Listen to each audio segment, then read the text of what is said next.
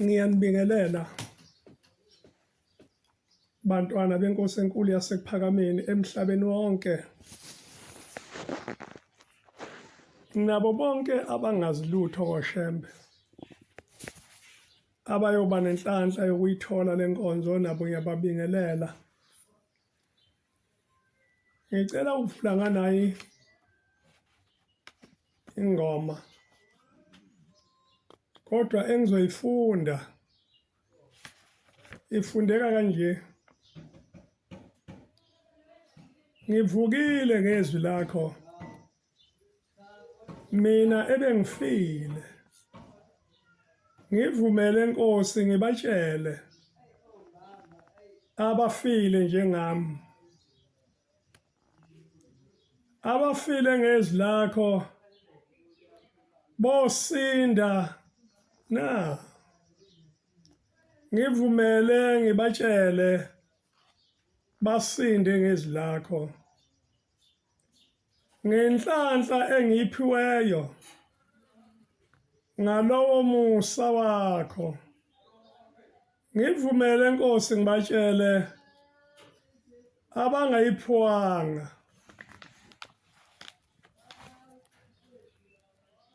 bename kanye nabo abavele emafini, abangubo zabo zahlanzwa zenziwa mhlophe, inanelo yabangcwele yabathanda ukulibona.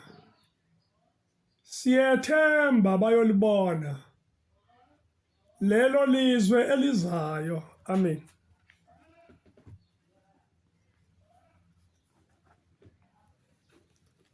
Bantwana bakaNkulunkulu, kuyo lenkonzo esikuyo ngithanda ukufunda nanka amazwi amanye. Uma sikule nkonzo, incwadi yomshumayeli wesihlanu,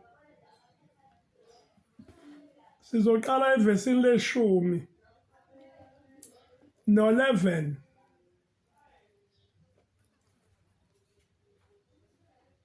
Othanda imali akayikusutha ngemali, nothanda okuningi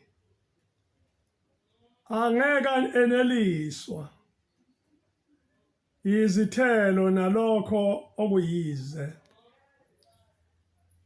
Lapho okuhle kwanda, nabakudlayo bayanda. Kunalusizo luni kumninikho ngaphandle kokuba akubone ngamehlo akhe kuphela na? Amen.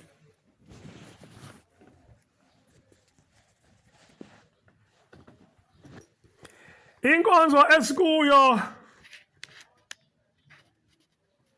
ngivumele Nkosi ngibatshele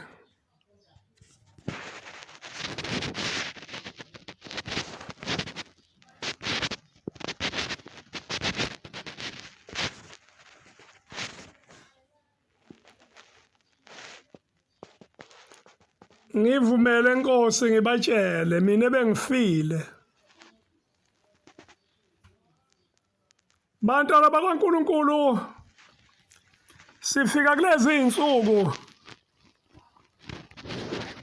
ngomusa kaNkulunkulu nangothando lwakhe. Ziningi ingozi esedlule kuzo ekuhambeni kwethu,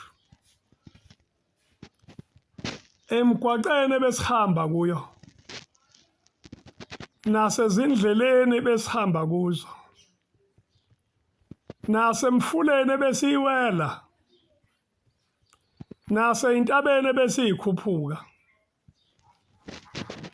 nasemlonyeni yokukhuluma nabantu, nasemisebenzini lapho kusetshenzwa khona. Umusa kaNkulunkulu uyawasilonda. Kukhona abanye umusa kaNkulunkulu obalande sebegalakadele emgodini wabatakula baphuma bayibona sebephumile. Uma ungambuza ukuthi uphume kanjani angaphendula athi umusa kaNkuluNkulu wasekuphakameni. Lo musa abantwana bakaNkuluNkulu mkhulu kakhulu, awulingani nomusa kababa nokamama. Umusa kababa nokamama nobafowethu nodadewethu uphele ekhaya, kodwa umusa kaNkuluNkulu uhamba nathi indlela yonke sihambayo. Umusa kaNkuluNkulu ulala nathi lapho silele khona. Abantu bonke abazuza ubuNazaretha bafikelwa umusa kaNkuluNkulu. Noma imuphi umuntu owazuza ubuNazaretha wawuzuza ngaphansi komusa. Mhlambe kukhona umuntu owaziyo ukuthi yena wazizuzela yena ukuba ngumNazaretha. Kodwa ukuba senkolweni yobuNazaretha kuqala kube nesivumelwano esikhona phakathi kukaShembe nemindeni yakini, noma phakathi kukaNkuluNkulu nemindeni yakini. Uma uShembe singakabikho isivumelwano phakathi komndeni wakini noNkuluNkulu, nanamuhla labo bantu basagcinelwe ubumnyama, ivangeli lobuNazaretha alikafiki emizini yawo yise. Kodwa-ke kukhona icala elikhona ukuthi thina esibe nenhlanhla yokuba lo musa usehlele, sikwazile yini ukusihlangabeza lesi sivumelwano? Sakwazi ukusihlonipha lesi sivumelwano? Sakwazi ukuhambisana naso? Kuneyindawo ezikhona athi ma esefikile uNkulunkulu akha isivumelwano nemindeni yakini, uShembe afika azibale athi mntanami ngiyavuma ukuthi ubuNazaretha ngiyabufaka la emzini wakho yenu, kodwa ningakhohlwa ukuthi ngoJanuwari siya entabeni yaseNhlangakazi. Ningakhohlwa ukuthi ngoJulayi siya emzini wasekuphakameni. Ningakhohlwa ukuthi ngo-Okthoba siya emzini waseJudiya. Ningakhohlwa zimemezelo zonke ezingcwele. Ningakhohlwa nayimgidi eyingcwele.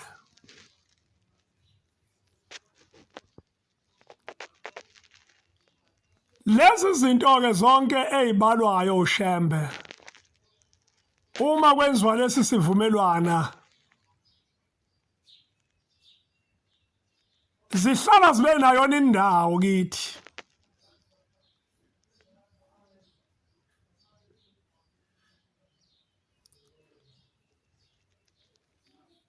Ngoba sihambe sahamba safika esikhathini esibi la khona ibandla lamaNazaretha jikelele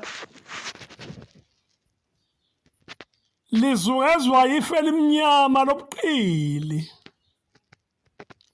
bokuthanda imali. Othanda imali akayikusutha ngemali, nothanda okuningi akeneliswa ngezithelo zakho. Kudingeka ngani ukuba sizibone siwona umsebenzi kaNkuluNkulu ngenxa yemali. Ngoba lencwadi esiyifundayo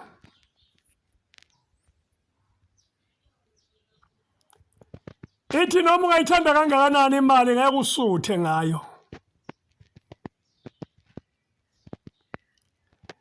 Ithi nezithelo zayo ngenzeka ungayiboni.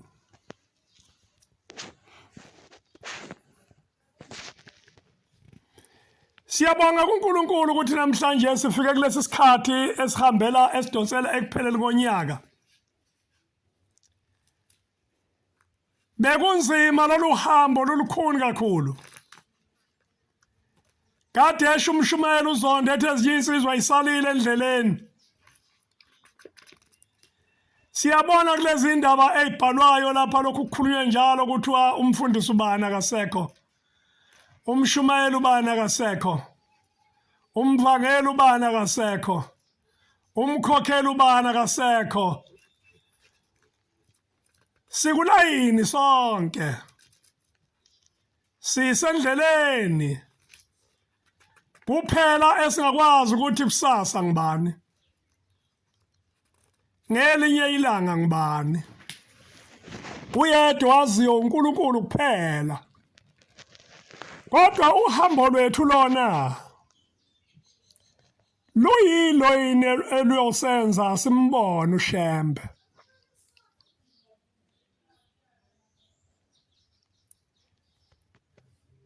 Luyiloni esiyawuthi masiqhamuka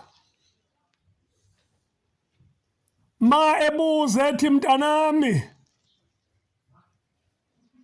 ingubo engakunika yona emhlophe usayembethe yini. Siyakwazi ukuyikhomba. Uma siyikhomba iyobe isemhlophe noma iyobe isingcolile. Njengoba ngikhuluma lamazwi kukhona umuntu ozoba neshwa angabuke yakhe ingubo ukuthi ingcolile noma ayingcolile. Abuke omunye athi lamazwi akhulunywa uZondo washo kubani. Ngoba vele nansi ingubo yakhe isinemibala. Lamazwi asho uZondo washo kuye. Ngoba vele ingubo kaZondo isinemibala. Ngingambonga uNkulunkulu ma eyami ingubo emhlophe iyokwaziwa uwe ukuthi nemibala isingcolile. Kodwa ngibe nenhlanhla emehlweni kaNkulunkulu ngifike ikhazimula. Leli ivangeli ke esingalo lapha abantwana bakaNkulunkulu ngizokhulekela ukuthi asibuyiseleni umsebenzi kaShembe endaweni yawo. Wawenza kabuhlungu lo msebenzi. Wawehla ehlenyuka ehamba ngeenyawo. Engenayo nendawo alala kuye lale emahlathini. Efuna thina wasithola. Uma sesitholiwe senzani? Ngibonile emhlabeni wonke sihlaselwe yishwa kulezi insuku. Angazi noma ubuholi bethu emabandleni amaNazaretha buvumelane ngokuqoqa imali yini. Ungathi emhlabeni amaNazaretha wasanikeli kuqoqwa imali. Akakhulumanga lutho uNkulunkulu ngokuqoqa imali. Kodwa uNkulunkulu wakhuluma ngokunikela. Akakhulumanga lutho uNkulunkulu ngomnikelo omkhulu nomncane. Kodwa uNkulunkulu akusho. Bathi mabembuka unkosikazi onikele ngosheleni wathi uKristu lo unikele ngokusenhlizweni yakhe. Ukunikela kuhle yilokho kokunikela ngokungabalelwa. Namhlanje uma singayonikela sibabili kukhona ophethe u10 nophethe u500. Cishe lona ophethe u10 Sibusiso angasithola namehla ngambhekile. Kodwa ophethe u500 Sibusiso mhlawumbe angasithola zabuzwe nokuthi abantu abakho basaphila ekhaya. Ivangeli sinalo leli. Nakubafundisi kunjalo. Bayafisa ukubona uma befika emabandleni ukuthi aphakama kangakanani ukuthela imali phambi kwabo. Othanda imali akayikusutha ngayo. Nezithelo zayo akawuzibona.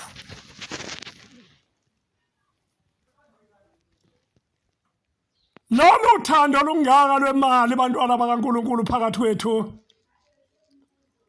aluveli kuNkulunkulu, luvela komubi. Kade ngibuka lapha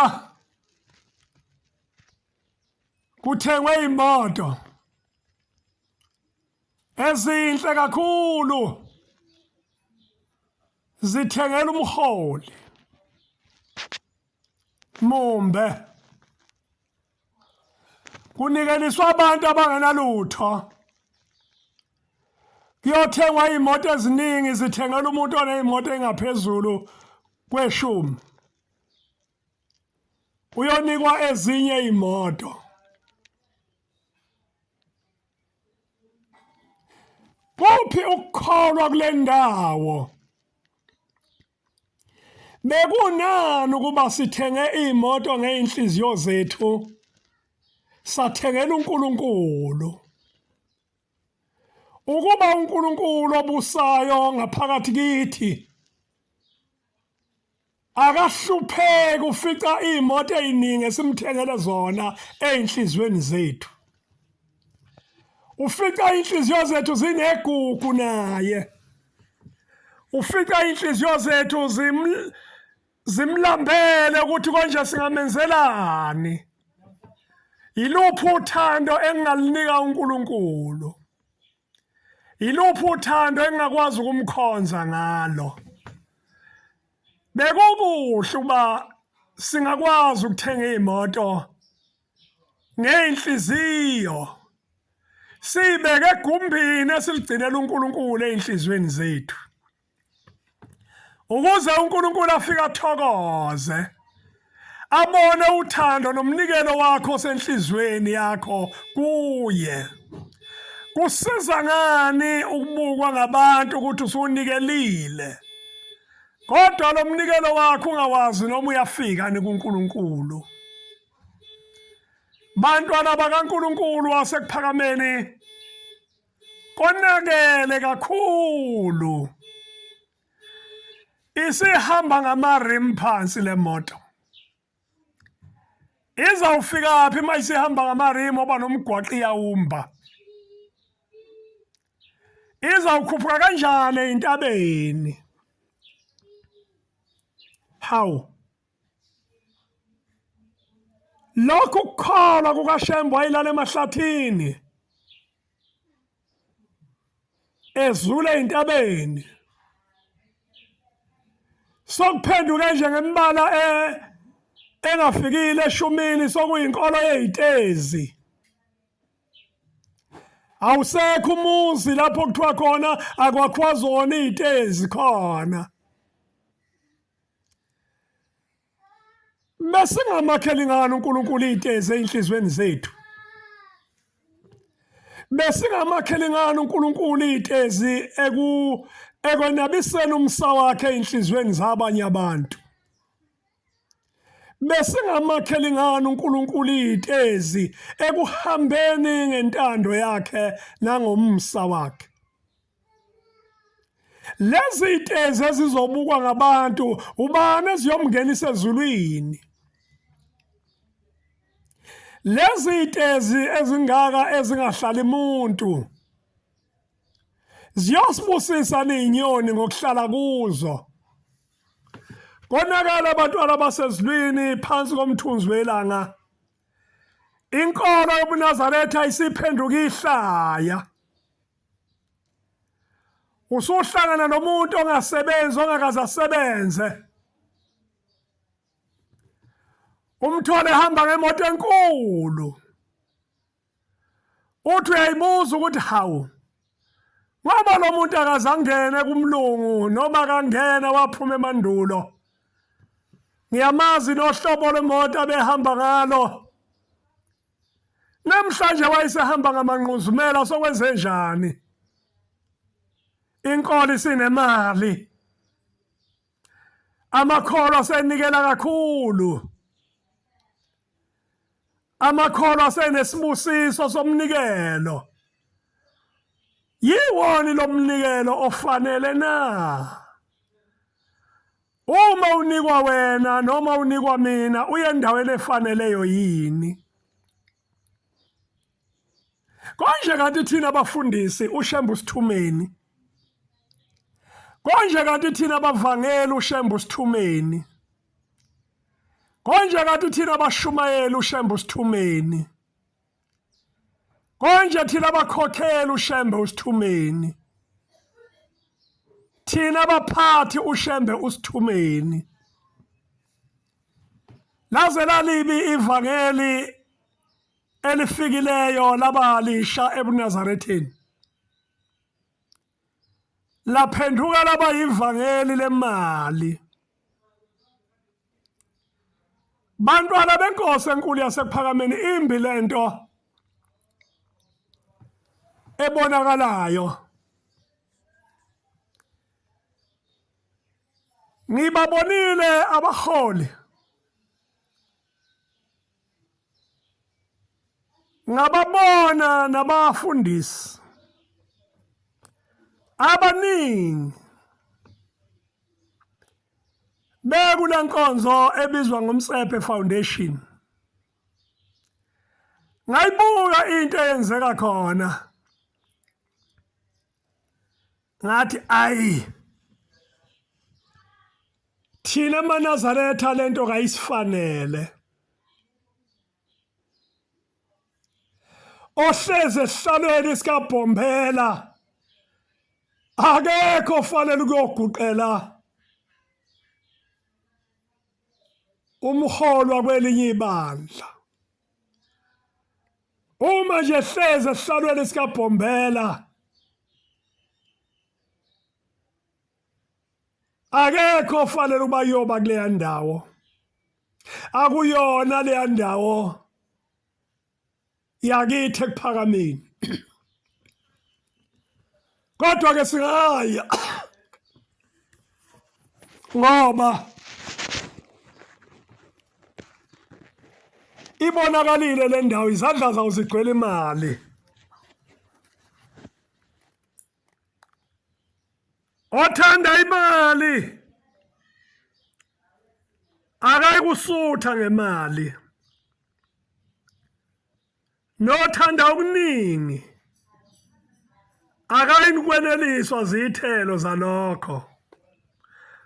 Kuyize konke.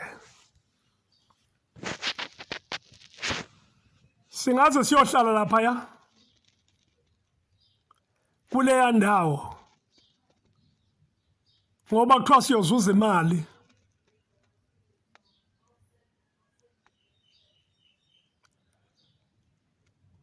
Bantwana basezulwini imali likhiphile leli bandla endleleni.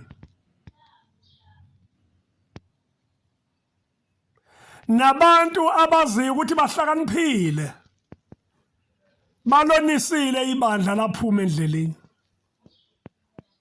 Ngoba zonke lezi zinto ezenzeka namuhla ebandleni zinabantu abazi ukuthi imfundo abayizuzayo emhlabeni ifanele iphenduke isono sokubhidliza leli bandla ifanele iphenduke isono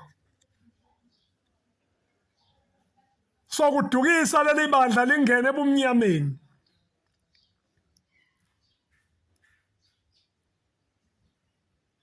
Leli bandla lifikelwe isitha esikhulu.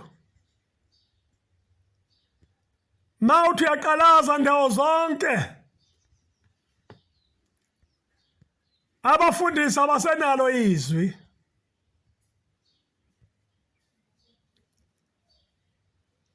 Kodwa sokusuka ingane emuva ziyoba nezwi.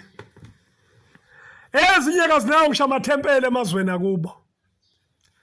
Ma ungayibuza ukuthi umkhokheli wakini ethempelini lakini ubani ayimazi. Lona igama lethempeli lakini yini kayilazi. Yena umshumeli wakho ubani ayimazi. Yena umfundisi wakho ngubani ayimazi. Kodwa lengane inamandla amakhulu ngaphezulu kwezinto einamandla. Imali, impande yesono, imali, uthi umbhali esimfundayo obhalile uthi othanda imali akakusutha ngayo. Namhlanje ebandleni lethu lasekuphakameni sisontana ezinyanga zisemthethweni, sisontana ezangoma zisemthethweni.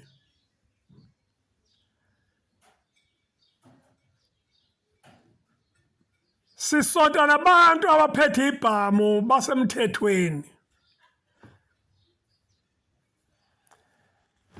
Sisonta nabantu abagunda amakhanda kusemthethweni. Angisayikhulume yotshwala. Mhla uShembeza isivumelwano nabakini ngobuNazaretha abusalanga ngaphansi utshwala. Kodwa utshwala sobugayo emzini yamaNazaretha buyesabisa. Utshwala sobuphuzwa emzini yamaNazaretha buyesabisa. Ungafunga ukuthi uShembe uyaqanjelwa manga ukuthi wathi utshwala abufuneke ephameni. Ungafunga ukuthi uShembe uyaqanjelwa manga ukuthi wathi iNazaretha alibuthinti utshwala ngesandla.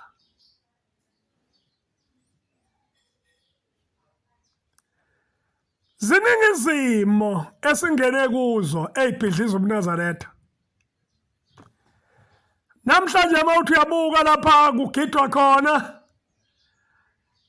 ingoma zikaShembe zemgidi eyingcwele zokungenisa thina ezulwini. Isiphenduke ingoma emenywayo ukuba izogidela umcimbi othile. Angazi noma ifika ikhokhelwe yini. Namhlanje inkonzo yasekuphakameni isinemgidi okugidwa ngodonkani. Isinemgidi okugidwa ngezinto eziningi ezehlukene. Isinemgidi enezitayela ezinhlobonhlobo. Lokhu uShembe angasifundisanga khona. Lokhu uShembe angashonga ukuthi asikwenze.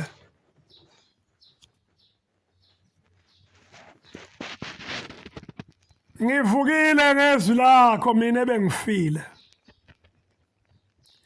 Ngivumele Nkosi ngibatshele abafile njengami. Abafile ngezwi lakho. Bosinda ngani na? Ngivumele Nkosi ngibatshele basinde ngezwi lakho. Isho njalo indaba kaShembe ku-115. Ngicelile kule nkonzo mangiqala ngathi uNkulunkulu wasekuphakameni akangivumele ukuba nginitshene nami ngiyitshene ukuthi bayengivusile bengifile enyameni nasemphefumulweni akabasize nabanye bavuke. Zihlobo ezinhle enkosini, nina bakabhombela isitimela samampondo, nina bakaletha nje kwanamadinana, nina bakamhophala lasinda abasengozini, nabakaduma besaba abasemhlabeni abasezulwini bebelifezi leyidinga, nina bakankomedla emngceleni abathe bethu yayisidla ikhwebo, nina bakanohlasela ngevangeli kwabezizwe, nina bakandaba zasuka entabazo zajula zaqonda kweliphezulu athi basikweliphezulu abanemvuka zavukazela. Hayi bantwana benkosi ayihlale phansi bamba umthetho. Hayi buyele lapho umnikazi wethu asibeka khona. Akasibekanga ekuthandeni kwethu, asibeke ekuthandeni kaNkulunkulu. Ekuthandeni kaNkulunkulu ilapho ilokho asifundisa khona. Ayibuyele phansi bantwana bakaNkulunkulu, noma ngabe uhlakaniphe kangakanani, noma ngabe wazi kangakanani, ayibuyele phansi siyothatha indlela lapha ilahleke khona. Isho njalo indaba kaJeremiya umprofeti ithi hamba ume endleleni ubone omdala ubuze kuye ukuthi iphi indlela lapho ilahle khona bese ubuyela khona usuyoyithatha. Lemigudu esesihamba ngayo akusiyona uShemba esifundise yona. Akusiyona imigudu athi uShemba sibohamba ngayo. uShemba akasifundisanga amanyala. Namhlanje sishintshile. Asisakhulumi ngoShemba ethunywe uNkulunkulu. Asisabusisi inkonzo egameni likaShemba uNkulunkulu othunywe uNkulunkulu. Namhlanje sesikhuluma ngoShembe enguNkulunkulu owoNkulunkulu. Namhlanje sesikhuluma nje ulimo oluhlanekezelayo. Nolimo oluthi malilalelwa ezweni litholakala ukuthi lolu limo liyahlambalaza. Zihlobo ezinhle enkosini uShemba kamhlambalazanga uNkulunkulu. uShemba akayiphakamisanga yena. Futhi uShemba akasifundisanga ukuthi asibophakamisa yena. uShemba wasifundisa ukuthi asibophakamisa uNkulunkulu omthumile ukuba eze emhlabeni. Ningakhohlwa amaNazaretha ukuthi uShemba wayeyifuyela inkomo, eganiwe enabantwana bakhe, eyihlalele emzini kayisemkhulu kwaNontanda Bathakathi. Kodwa izwi lamazwi leli likaNkulunkulu yilo elafika layo mntakula emzini kayisemkhulu lathi ngiyakuthuma abantu bami bayeduka ezweni lasempumalanga, hamba kubo. Namhlanje le nkulumo siyikhohlwe ngani? Namhlanje sikuqalelani okwethu? Singakhohlwa abantwana basezulwini ukuthi selifikile izwi lathi Shembe angikuthumanga ukuthi hambe uyokhongela abantu, ngithe siyawudibana nawe entabeni yasenhlangakazi, hamba uye khona siyawudibana nawe khona. Wathi seyitholile ukuthi ingozi kangakanani wafuna ukubamba isitimela esibheke ezweni lakubo, wathi sengibuyele ezweni lakithi ngeke ngiye lapha lelizwe lingibiza. Wayibizwa ubani kanti? Ubani wayembiza enhlangakazi? Wayebiza yena? Pholo lulimo olunjena siluthathaphi? Uma leliza athi mayisehambe ephenduka epikelele emuva lathi kuye, uma uyaqhubeka uyaphambili uzokufa. Mina ngubiza enhlangakazi. Nanku umbuzo amaNazaretha engudwebela ngepeni elibomvu. Uma wena ususebenzisa lolu limo olusebenzisayo, wayebizwa ubani entabeni yasenhlangakazi? Pholo lulimo uluthathaphi? Uma ususebenzisa lolu limo olusebenzisayo, wayebizwa ubani enhlangakazi? ubani lo kanti amboneza netray ezomnika isidle enhlangakazi ngiyadwebela ngepeni elibomvu ngenzela uba usheshe ubone ukuthi umbuzo wamthini kanti wayibizwe ubani kanti ubani wayemnika ukudla isidlo esingcwele engathi bantwana bakaNkulunkulu siyayihlambalaze imfundiso ikaShembe engathi besingahamba ngazo ziningi izinto eingamanyala esizibonayo zenziwa uShembe akazasho ukuthi phambi kaNkulunkulu kukhona umuntu omkhulu kunomunye kodwa namhlanje siyabona kukhona abantu abakhulu kunabanye esontweni hayi lona mkhulu akabe njena yena akahambe kanjena angakwenza ukuthi noma yena angakwenza ukuthi ngoba yena mkhulu kulungile uNkulunkulu kanti wathini Manazaretha lomsebenzi kaNkulunkulu awubona abangani bethu futhi akusiwona abaholi bethu okaNkulunkulu lomsebenzi sithanda singathandi umsebenzi kaNkulunkulu lo ngiyacela uNkulunkulu akhumbule bonke abafowethu nodadewethu abanye bongabafundisi bedlulile emhlabeni uNkulunkulu abenzele umusa asisakwethemba ukukholwa kodwa kulezi ikhathi sethemba umusa ngoba siphambukile endleleni yakhe sangena ehlazweni abanye bebengabavangeli abanye bebengabashumayeli abanye bebengabakhokheli abanye bebeyibandla kodwa ukukholwa kwethu kulezi insuku kulahlekelwe kuba sikwethembe ngoba indlela zethu iphambukile Nkosi sikhulelela umsa wakho baba uthi mawubabheka Nkosi kube khona okuhle Nkosi oyokubona Nkosi ukuthanda ubathethelele Nkosi ngoba semhlabeni wokona kodwa bonke abantu abangakahambi emhlabeni njengami engakahambi mhlasimbe singayizuzi inhlahla yentethelelo uNkulunkulu akenze sibone ukuthi konakelephi ake siyeke Manazaretha ukuhambiswa kweimpumputhi ake siyeke Manazaretha ukuhambiswa kwabantu abangaboni emehlweni hayi ake siyeke Manazaretha ukuhamba sengazi ukuthi uNkulunkulu kasimazi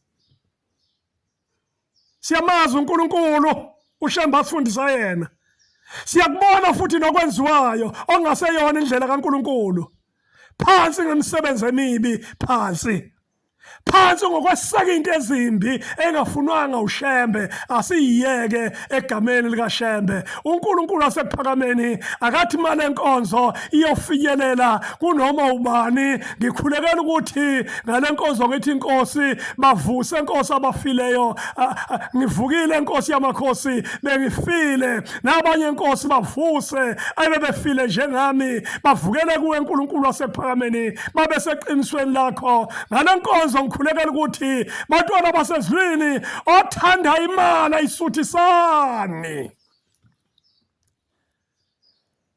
nezithelo zayo futhi kazikho yonke lento esiyithandayo ekeyona esifundiswa uShembe asiyiyekeni yabonga uNkulunkulu engcwele kithi ekuphakameni ukunginika leli thuba lale nkonzo angithume yona ngalolu suku namhlanje abantu bethu ukhisimuzi akasifundisa ngalutho kathina uShembe ngokhisimuzi kodwa izwe siyalazi lithi ukhisimuzi